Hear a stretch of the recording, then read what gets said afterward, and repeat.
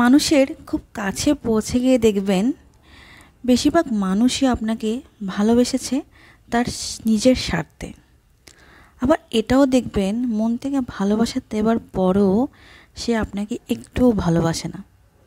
তখনই বুঝতে হবে যে আপনাকে দিয়ে তার কোনো স্বার্থ পূর্ণ হচ্ছে না।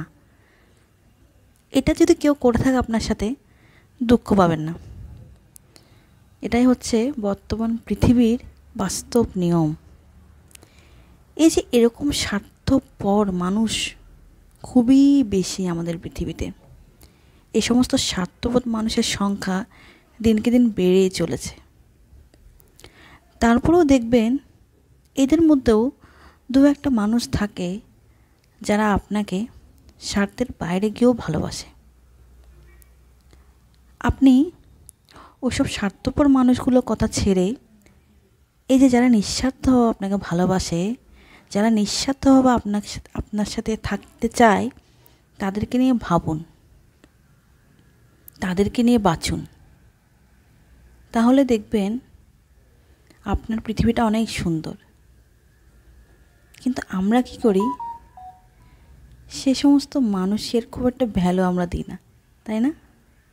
যারা আমাদেরকে নিয়ে ভাবে, যারা আমাদেরকে নিয়ে থাকতে চায়, তারাই বেশিরভাগ টাইমে হয় কি ভ্যালুটা পায় না। আমরা তাদের পিছনেই ছুটি যারা আমাদেরকে স্বার্থের জন্য ভালোবাসে, সম্পর্কটা স্বার্থের জন্য টিকিয়ে রাখে।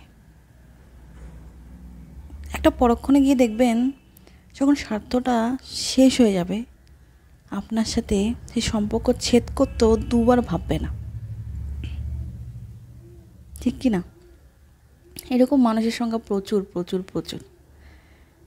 তাই বলবো